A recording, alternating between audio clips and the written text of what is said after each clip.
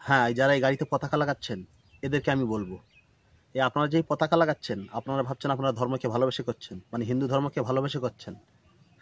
কখনো না।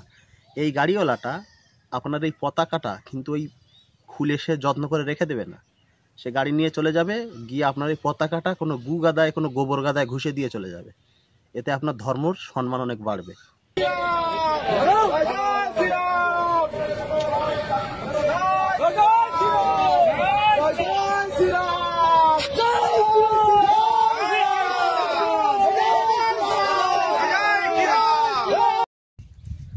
এইগুলো কার জন্য ঘটাতে সাহস পাচ্ছে জানেন? আসলে শূকরের মাংসের এতটা জোর নেই যে একজন মুসলিমের রোগীর গাড়ি আটকিয়ে হিন্দুদের ওই ভগবানের পতাকা লাগাবে। শূকরের গোশের ক্ষমতা হতো না একা।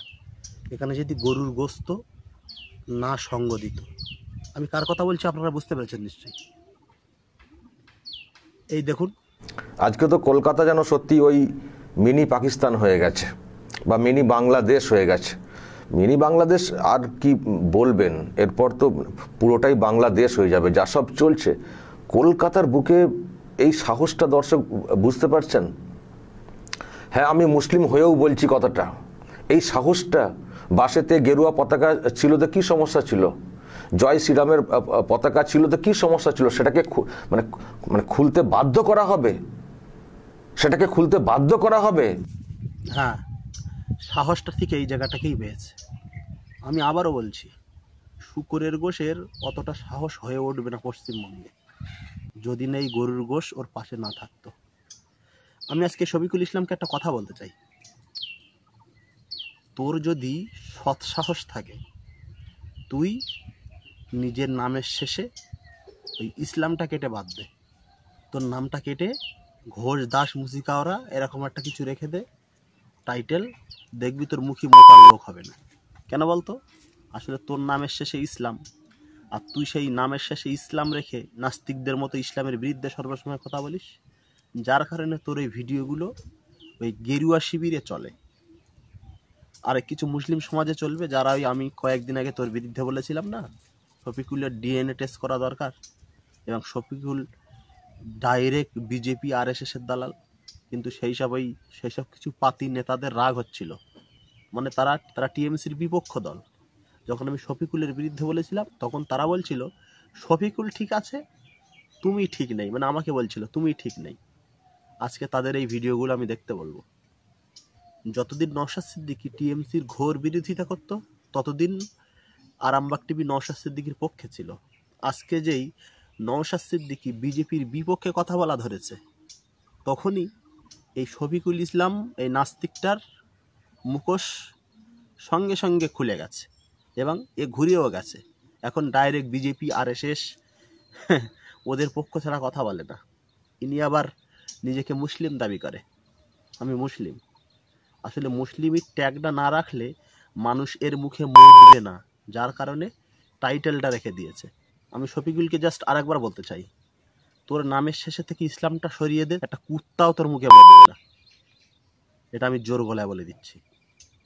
আর নিজেকে মুসলিম দাবি করিস তো, যদি একটুকুনিও নিজেকে মুসলিম মনে করিস, তাহলে তুই এই দালালগিরি ছেড়ে দে। হ্যাঁ শফিকুল, আমি তোকেই বলছি, আজকে তোর কারণে এই দেখ একটা রুগীর গাড়ি আটকিয়ে তার এতে হিন্দুরা তাদের ধর্মীয় পতাকা লাগাচ্ছে, শ্রীরামের পতাকা লাগাচ্ছে। বুঝতে পারিসনি যে তুই কত বড়, মানে একটা নাস্তিক তোর থেকে অনেক গুণ ভালো। যারা ইসলামকে ডাইরেক্ট বিরোধিতা করে তোর থেকে অনেক গুণ ভালো, কারণ তারা ইসলাম ধর্মের মানুষদের উপরে অত্যাচার করতে বলে না কেউ। একটা নাস্তিক ইসলাম ধর্মের মানুষদের উপরে অত্যাচার করতে প্রমোট করে না, তুই যতটা করছিস আজকে।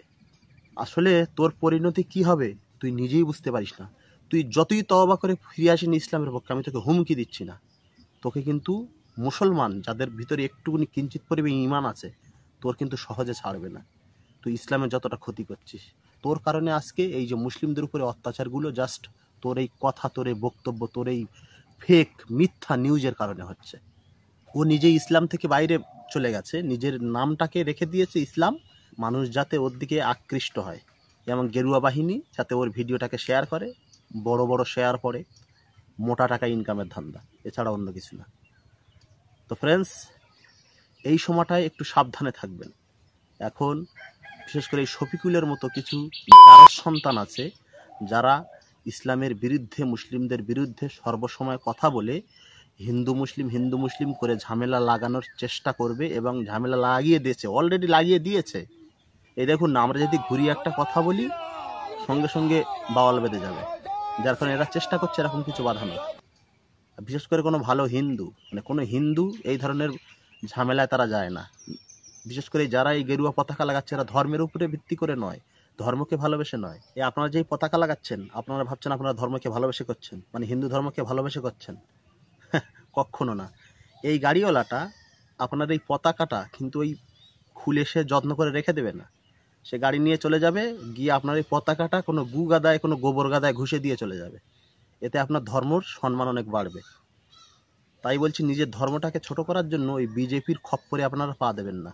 বিশেষ করে ভালো হিন্দু ভাইদেরকে বলবো আমি।